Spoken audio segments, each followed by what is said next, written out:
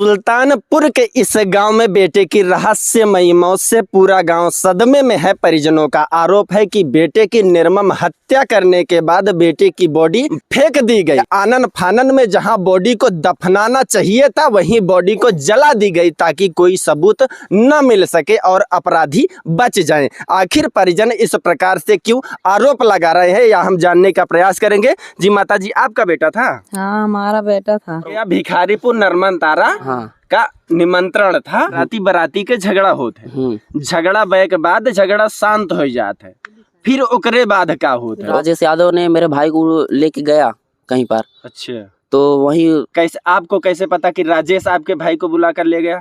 पूरा शक ही उन्हीं के ऊपर है। नहीं, पता कैसे चला कि राजेश ही लेकर गया? किसी ने देखा? फोन में बताया, शादी में था वो राजेश यादव। क्या हुआ था? मतलब वो शादी में आया था, मुलाकातें हुई थी शुभम और राजेश की। अच्छा, तो बोला कि चलो, हम यही बोला होगा कि चलो हम। राजेश शुभम की पहचान पहले से थी? हाँ, एक दूसरे को जानते थे? जानते थे। अच्छा। हम लोग को नहीं मालूम था लेकिन उनको मालूम था। अच्छा। उन दोनों को मालूम था कि आपस में था रिलेशनशिप। अच्छा। फिर वहीं पर मिला, बोला कि चलो हम अपना यहाँ पर नजदीकी आए हो, चलो हम अपना घर ही दिखा दें। अच्छा, उसी तरफ कहीं उसका हाँ, घर उसका है? घर है सूबेदार का पुरवा। अच्छा। उसका गांव का नाम है। अच्छा। तो वहीं पे मतलब ले गया, यही बोल कर ले गया होगा चलो अपना घर ही दिखा दें। कुछ भी बोलकर ले गया। वह राजेश के साथ जाता है गया, शुभम। हाँ, शुभम गया। उसके बाद क्या होता है? उसके बाद फिर ले जाता है। फिर हमारे हस्बैंड देख रहे हैं कि मतलब गाड़ी निकाल के जा रहा है हमारा बेटा। अच्छा। जा रहा है गाड़ी निकाल के। फिर हमारे हस्बैंड अपने मुंह में गौछा बांधे, हेलमेट लगाए, फिर उसके पीछे गए। एक दो रास्ता पड़ा, बोले यही सोच रहे थे इस रास्ते से गया कि इस रास्ते से गया। कंफर्म नहीं था कौन से रास्ते से गया। लगभग कितने बजे रात को ले गया था? 11 रात्रि में ले गया था वो। हाँ। उसके बाद क्या हुआ? उसके बाद फिर वहीं से हमारे हस्बैंड लौट आए। आधे रास्ते जाते हैं, जब वह नहीं दिखाई देता किधर गया तो वापस आ जाता है। तो फिर फोन करते हैं, सब लोग के साथ में फोन करते हैं। बोलते हैं बेटा कहाँ हो? बोलते हैं चाचा जो हमने राजेश को मतलब निमंत्रण में आपको न्योते में दिखाया है लड़का, उसी के साथ में हूँ, अभी आ रहा हूँ 5 मिनट के अंदर में। अच्छा। तो यही फिर 10-5 मिनट के अंदर देखे, इंतजार किए, नहीं आया। फिर फोन किए, फोन ही नहीं उठ रहा था। राजेश और शुभम की मित्रता कैसे हुई थी, कैसे जानते थे? यही अनीता की वजह से जानते थे। अनीता कौन है? अनीता हमारे गांव की एक लड़की है। अच्छा, तो कैसे उनका पहचान हुआ? मतलब उस लड़के के साथ में इसकी शादी होने वाली थी। अच्छा, उस राजेश की शादी आपके गांव की लड़की अनीता से होने वाली थी। हाँ। उसके बाद शुभम से और राजेश से मित्रता हो जाती थी। यह अनीता को और राजेश को मिलाने जुलाने का काम या जो भी काम होता था, या जो भी मैसेज देना होता था, यह पहुंचाते थे। हाँ, शुभम पहुंचाते थे। उसके बाद क्या हुआ?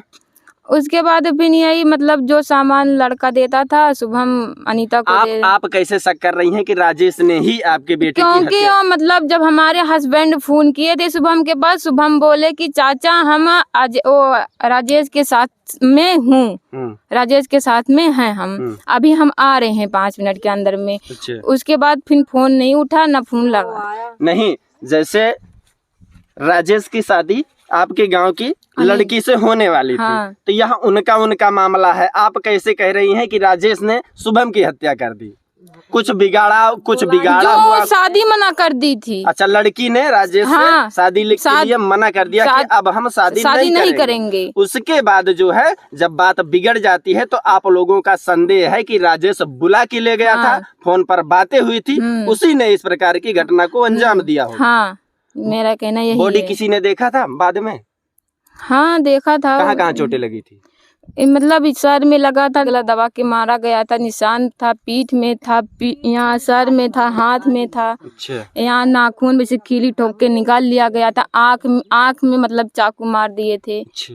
और यहाँ से खरूचा था नाखून का। जिस प्रकार से इन लोगों का आरोप है, इनका कहना है कि जिस प्रकार से उसे बर्बर तरीके से मारा गया है, तो देखने में ऐसा लगता है शायद जैसे पुरानी रंजिश या कहीं ना कहीं कोई ऐसी खुन्नस भरी थी जिसकी वजह से उसकी निर्मम तरीके से हत्या की गई थी। अगर इसकी ईमानदारी से जांच होगी तब पता लग पाएगा कि आखिर उसके साथ क्या हुआ था। शासन प्रशासन के लोग क्या कह रहे हैं?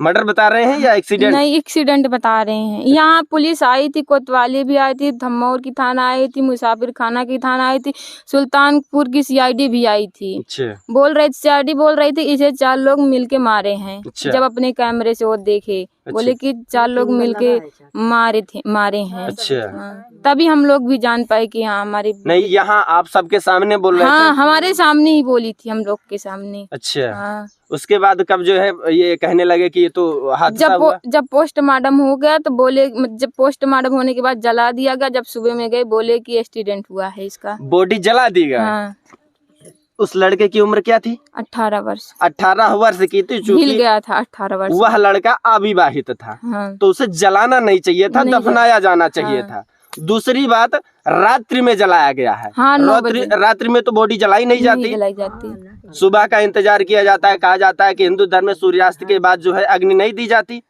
फिर क्यों जला दिया गया? प्रेशर डाले हैं प्रधान जी। अच्छा पुलिस भी प्रेशर डाली है, किसे यहाँ से ले जाओ दफना दो। अच्छा। उस गाड़ी डाले में, मतलब मेरा बेटा आया था डाले में, बोले कि इसे यहाँ पे मत उठा। दिखते भी हम लोग लेटा रहे थे, बोले कि इस पे मत लेटाओ, दिखते इसे लाद लो, वहीं पे मतलब ले जाके। अगर कोई भी मामला संदिग्ध होता है तो यह शासन प्रशासन की भी जिम्मेदारी होती है कि बॉडी को दफनाया जाए, ताकि बाद में अगर किसी भी प्रकार से परिस्थितियां बिगड़ती हैं या जांच का कोई प्रोसेस बढ़ाया जाता है तो बॉडी को निकाल के जांच किया जा सके, ताकि खुलासा हो सके कि आखिर हुआ क्या था।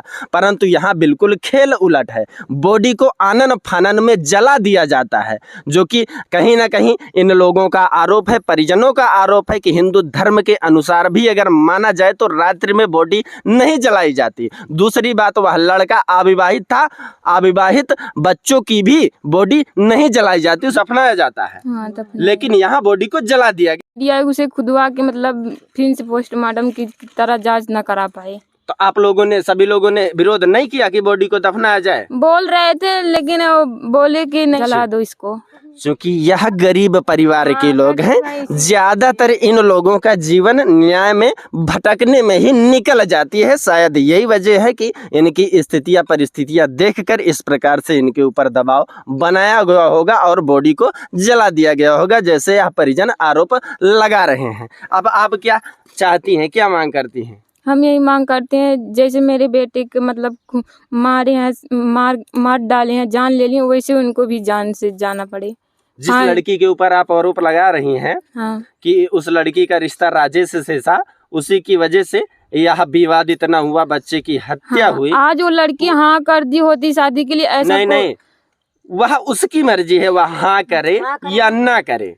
वह लड़की या उसके घर परिवार के लोग आपके यहाँ देखने आए, क्योंकि वह आपके ही गांव की है ना? हाँ, आए थे। हाँ। दोनों माँ बेटी आए थे। जब वो मतलब सीआईडी बोले कि 4 लोग मिलके, उसमें एक अनीता नाम की लड़की भी है, तब माँ बेटी दोनों लोग चली गई यहाँ से। अच्छा, फिर दोबारा नहीं आए? दोबारा मुंह दिखाने नहीं आई। अच्छा, उसके पहले आना जाना था आपके यहाँ? बोलचाल थी? नहीं, बोलचाल से इधर इसका खेत है, इसे आती जाती थी, बोलती उतना नहीं थी। अच्छा, उसकी उम्र क्या होगी?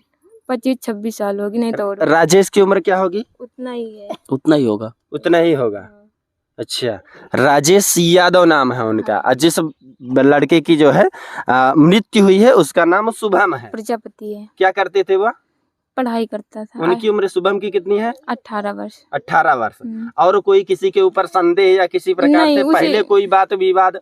नहीं, उसी लड़के के ऊपर है। सिर्फ उसी लड़के के हाँ, ऊपर? क्योंकि वो फोन पे बोला चाचा मैं उसी लड़के राजेश के साथ में हूँ। अच्छा, जब लड़के की संदिग्ध अवस्था में बॉडी मिलती है तो लास्ट कॉल राजेश की होती है। परिजन इसी वजह से लगातार आरोप लगा रहे हैं कि शुभम नामक लड़का राजेश के साथ गया था, उसी के बाद यह हादसा हुआ। उसके बाद वह लड़का दोबारा शुभम लौटकर वापस नहीं आया। इसकी ईमानदारी से जांच होनी चाहिए कि आखिर शुभम के साथ ऐसा क्यों हुआ। गाड़ी कैसी, किस स्थिति में गाड़ी मिली? क्योंकि जब अगर एक्सीडेंट होता, हादसा होता, तो कहीं ना कहीं गाड़ी बुरी तरीके से डैमेज होती। नहीं, उतना डैमेज नहीं हो, सिर्फ आगे का मतलब किसी चीज आगे का वाइजर टूटा हुआ है। हाँ, मतलब मार दिए हैं, तोड़ दिए हैं। गाड़ी कहाँ दाग है? दिए हैं। गाड़ी भी थाने में है। अच्छा, गाड़ी अभी थाने में है। हाँ। अच्छा, लड़के के पिता?